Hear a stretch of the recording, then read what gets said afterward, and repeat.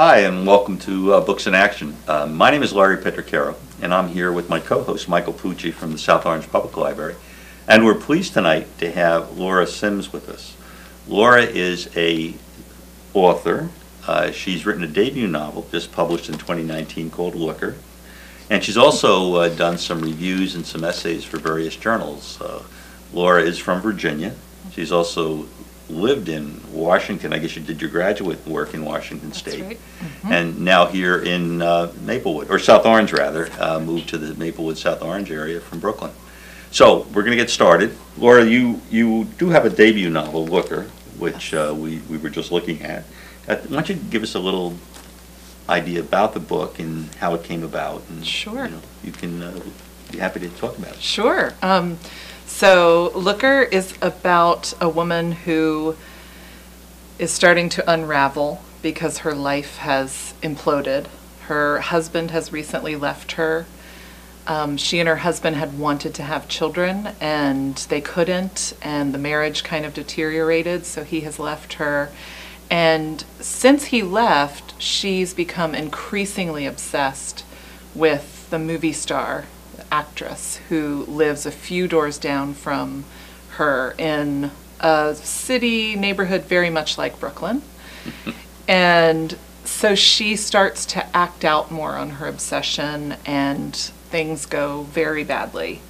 But I came up with the novel idea when I was living in Brooklyn and living in an area where there are several celebrity couples. And you know how in New York, when you're living right next to people who are doing much, much better than you are doing and much worse, and you see all different levels of society and you're all kind of pressed up together.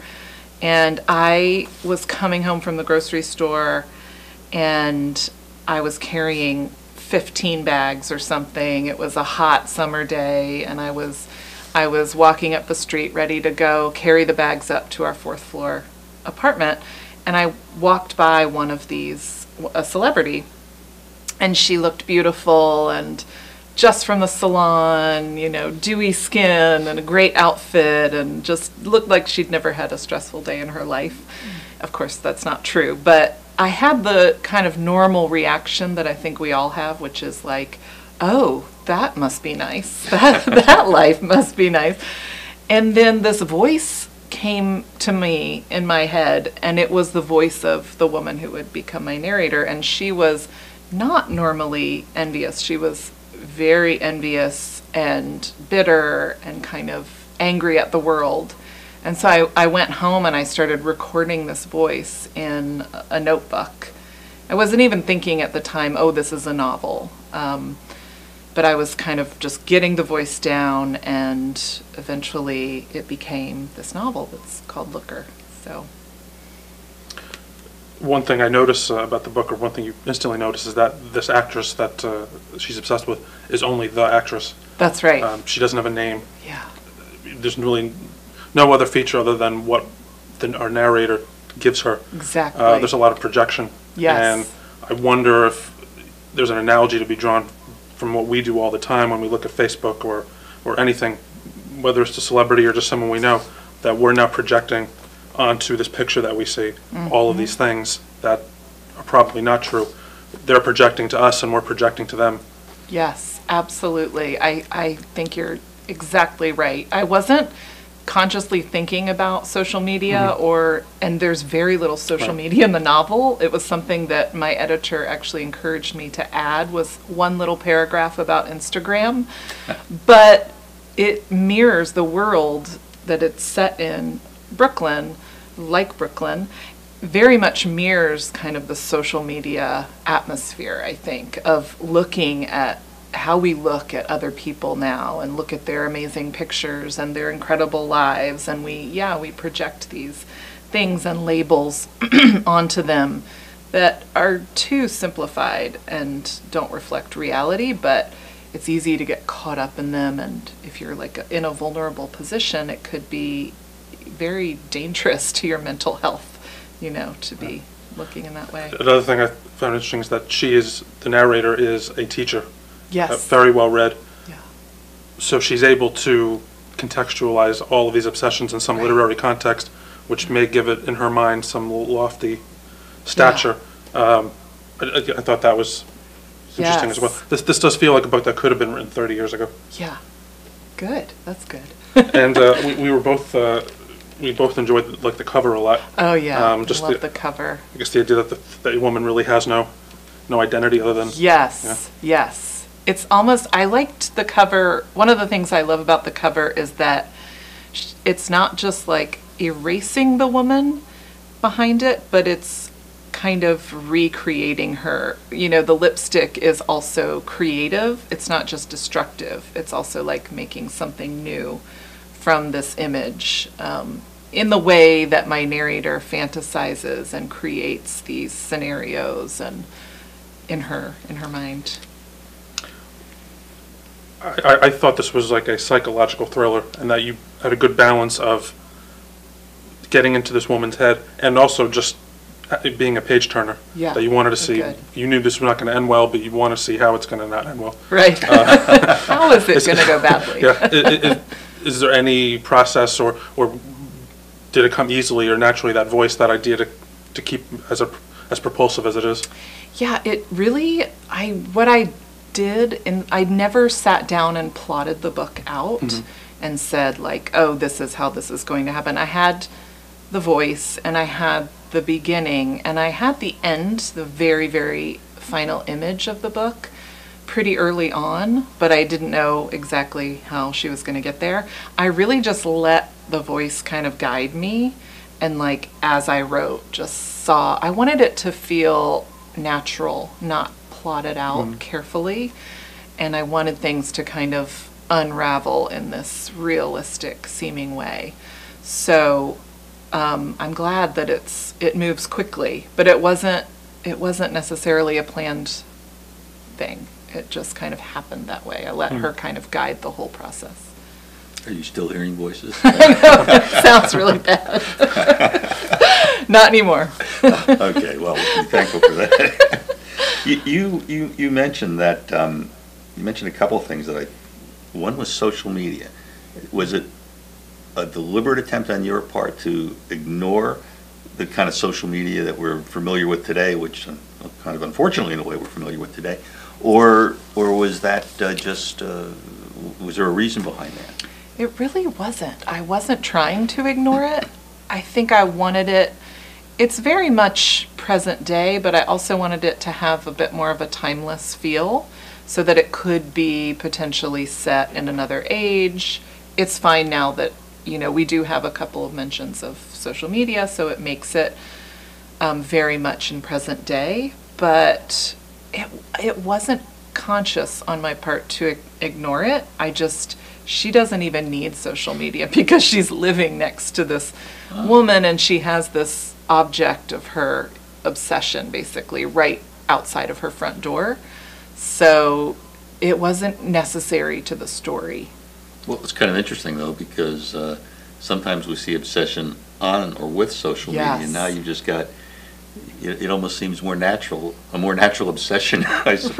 Right, it's healthier. Yeah, it's healthier much obsession. Healthier. You're going to be obsessed She with gets it. outside, gets fresh Just get air. some fresh, yeah, there you go. The other thing, Laura, you mentioned was in Brooklyn, you would see people of all different classes and all different social strata. And you were talking about, in this case, the narrator, I guess it's the narrator, Michael's read the book, sees someone who is, I presume she feels above her. Yes. Does she have any relationship or any thoughts about people that are actually below her?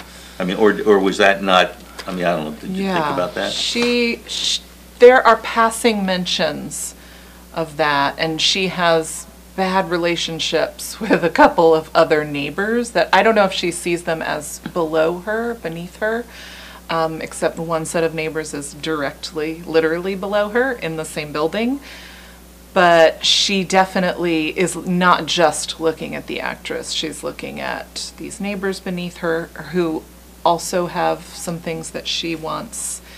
And there's also an elderly neighbor who lives down the street from her who kind of is watching her. And she has also a fraught relationship with with her, Mrs. H.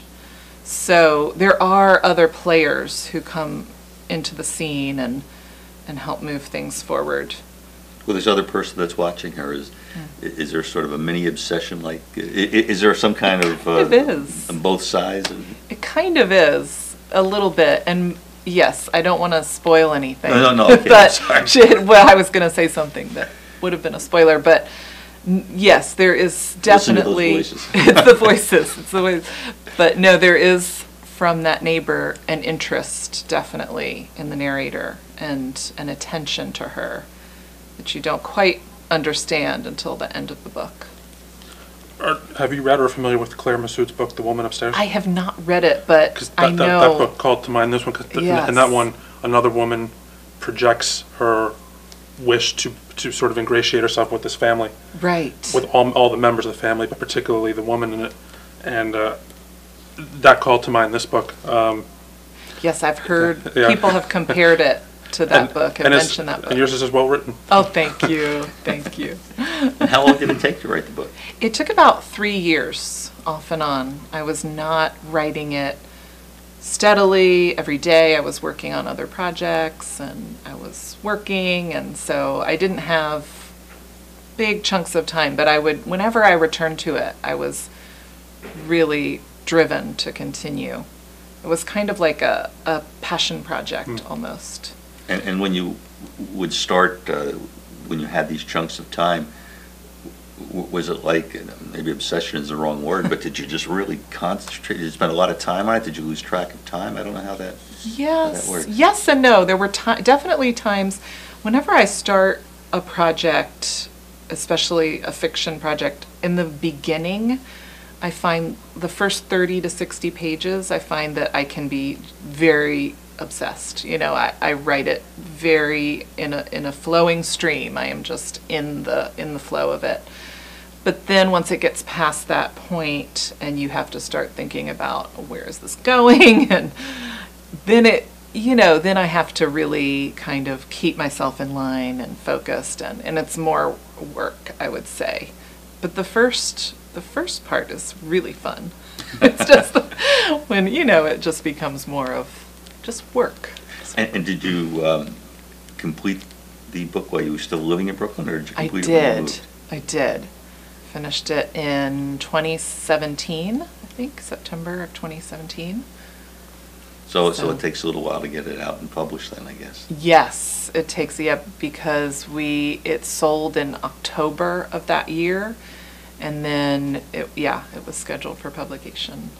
And did you pick the title, or does the editor pick the title? How does that work? I actually dreamed the title. Really? That story I told about the groceries that day, that night, actually, after I'd started writing the book, I had a dream and I hadn't thought, as I said, I hadn't thought that it was a novel, I hadn't thought of a title, but I had a dream, and in the dream I was holding the finished book, and it was black with bold white lettering. It didn't look like that.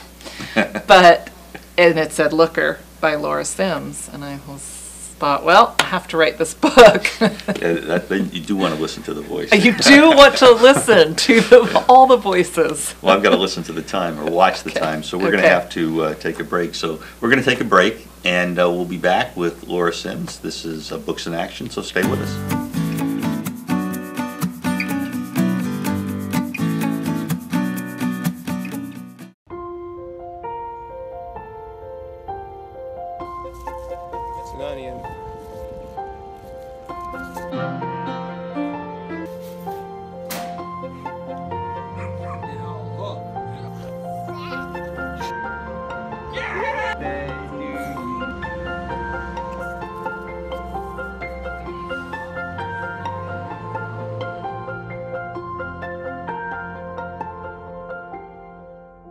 Hi, welcome back to Books in Action. This is Larry Petraccaro with my co-host Michael Pucci, and we're here with Laura Sims, and we've been discussing her debut novel, Looker.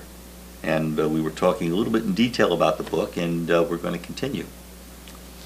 So I'm always fascinated with how the sausage gets made, and I know there are different approaches to writing, and I know the novelist John Irving has a way. He always knows what the last sentence of his book is, and then he writes toward that sentence. And I thought, well, that's interesting, but that could be a rigid way to. He says he never changes it. Wow.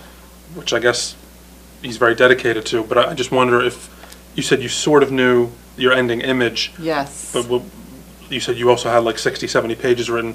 So how much of this was searching for the character and figuring out where the story was going, and how much did you kind of know already? Yeah, I would say I started with, I think when I heard the voice, it was the first line of the book.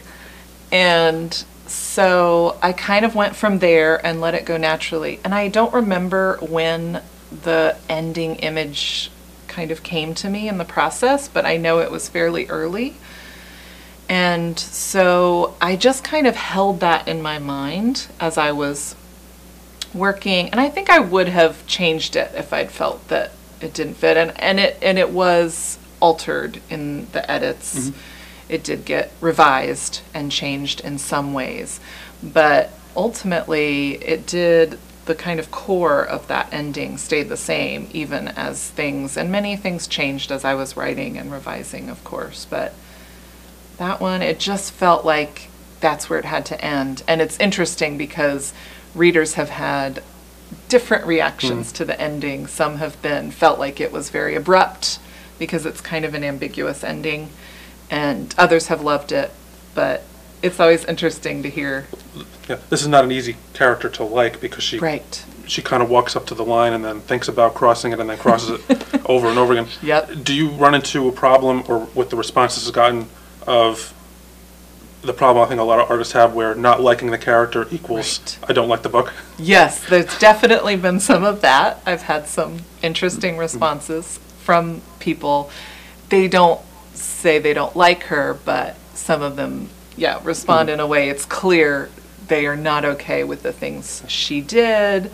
One thing in particular, which is a total spoiler, but I won't say, but there is one thing that she does in particular that people have responded very strongly to, and they're totally entitled to their opinions, but for me, a fictional character, it's more interesting if a fictional character is human and layered and complicated the way all of us are, versus being a role model or doing nice things. Right. And so I really just believed in following, as I said before, where she led, and she led to some dark places. So Yeah, I think books, for me, a good book is whether it follows the logic it's set up for itself. Right. And even though I disapprove of most of what she does, I understand why, and I see how she got there. Right. And so I was fine going there with her. Right. That's kind of the way I am as a reader too. Well, did you said some people have disliked the character a lot. Did you like the character, dislike the character? Did you have trouble with her as you were going through? You love her. Okay. A mother's love, right? Okay. No, I really like her. I sympathize with her. Again, like Michael, I don't approve of some of the things that she does, but she's so interesting to me. And that's why I wanted to spend, 3 years of my life with her and write this book. Well, you did say you were hearing voices. So. That's true, I know. So, we're very much alike. Are there any authors or books that you have particularly liked or maybe helped inform either the style or the subject of this one? Yes, definitely. I read Elena Ferrante's Days of Abandonment years ago when it first came out, around 2006, when it came out here. And I was so drawn to that voice and it's a similar story in that there's a woman who's been scorned, she's been left by her husband, and she is enraged and trying to deal with her life. And just her voice, which was so raw and angry, which especially at the time, which wasn't that long ago, but was so refreshing to see this female narrator who was just angry and real and raw. So I was really compelled by that book and all of her books. And stylistically, Jenny Offel's Department of Speculation, she uses a kind of collage-like form, and it's not exactly, my Looker is not collage-like, but it is written in small paragraphs. And when I read Jenny Offel's book, I was able, with my poet's brain, to see a form that I could handle in fiction. It was very daunting to think about writing a block of prose for a poet, but this felt more natural to me, and so I kind of adapted it for my book. Again, not consciously, but I think those were two books that were really instrumental. I noticed that you wrote a book and had an acquaintance with David Markson. Yes. Who wrote, I've only read one of his books, but you can't forget his Yeah. style, just sort of taking these little literary anecdotes, Yes. just single one or two sentence little paragraphs, and then out of what he chooses to put in, you get this character emerges. Yes, and he has been very, very influential in my writing and my life. His book, Wittgenstein's Mistress, which isn't quite in as extreme of a collage style as his later books, but it is fairly collagey. You're in the mind of a woman who is, or thinks she is, the last human on Earth. And she's basically cataloging her brain. It's one of my favorite books of all time, and completely changed the way I thought about the novel. And it too was a novel that I read and thought, oh, I could do something like this stylistically, right? And Jenny Offel also talks about how he influenced her work. So Well, that you mentioned this woman thought she was the last person on Earth. Was that yes. just a psychological thing or a science fiction thing? I mean, It feels like a little of both, but it's more psychological, I think, than science fiction. But I liked the kind of tinge of science fiction to it. except there were no rocket ships. There were no rocket ships. It was very, mundane things, but Well, you also mentioned poetry, and Yes. I've noticed that you've written poetry, book reviews, essays, and you've even done some editing. So Yes. how different, similar, how do you have to approach them differently, stylistically, intellectually? Yes, definitely. I feel like I haven't written book reviews or essays in a while. Well, essays, I guess I have written essays for this book, promoting this book. But I feel like those kinds of nonfiction are much more cerebral. So there's also, of course, an element of creativity to them, but for me, I never read a book as deeply as I do when I'm reviewing it. For me, reviewing is almost like just a really deep read, and I love it, and it's really intellectually challenging. Where when I'm writing poetry and fiction, it comes from a different place. It's more impulsive, instinctual, and is more based in emotion, atmosphere, those types of things. So I think they're just different parts of the brain that you're using for those different forms. And both of them are satisfying. All of them are satisfying in different ways. And for me, poetry and fiction, moving between those two, has not been that much of a challenge, or it's a good challenge, I guess. In poetry, I feel like both poetry and fiction for me are driven by voice, emotion again, instinct, atmosphere. But in fiction, you have to kind of add in the other things, right? Character development and plot and setting. Whereas in poetry, you can kind of capture a moment, a feeling, and get out. And so it's more of a kind of a quick gratification than fiction is like the long haul. You use the term plot, and I've often wondered about that because I'll talk to friends with, if I'm in a book club and we'll talk, and they always talk about plot and that kind of thing, but I'm never sure I quite understand it. So, what is a plot? Is that like the whole? I don't know. What is a plot? Like the sequence of events from the start to finish, how Okay. things move through the book. There's a lot, they talk about the arc of the plot, which is more traditional you know, but it still holds, like how things start at the very beginning, and then there's rising action, climax, falling action.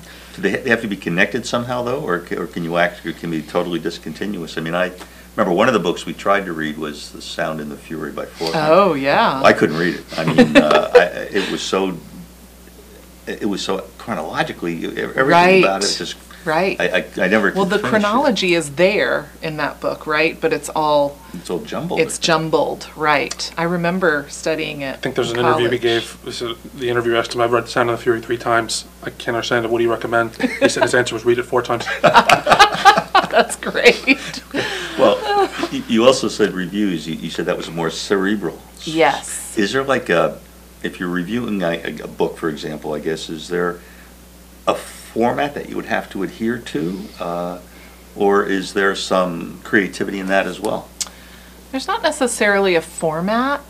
I feel like you're expected to do certain things. I've mostly reviewed books of poetry, so you know, you kind of introduce the main idea of the book and then go into certain lines, certain poems, quote the lines and analyze them, and then wrap it up with a nice conclusion. So there's definitely that kind of, there is a formal element to it, but I don't know that it's, you have to follow a specific form. We only have about 2 minutes left. I'm trying to decide what to ask, but one of the questions is, did you have to do any research for Looker, for example? I mean, like psychological research or anything like that? Did you have to do anything like that? I didn't do any for Looker. I've done research for other projects, but sometimes that means reading books about murderers or watching a TV show. Like for, I have a book of poetry that is told in the voices of people who have committed murder. I've always do the dark topics. And so I read a lot of books that had original, like letters, manifestos, statements made by people who had committed murder, which was very gruesome research. And I have another book where I basically watched a TV show for research and kind of pull from my experience of watching the TV show for the poems. But I didn't do research for Looker. I think if it had a historical aspect to it, I would have had to. I'm working on a novel right now that may require me to visit a bank and kind of talk to people about specific things that they do every day. So. See, that's the problem with online banking, I suppose. I know, I know. Well, you know, there were other things I wanted to ask you. We talked about that before, but unfortunately, it looks like I'm not going to be able to.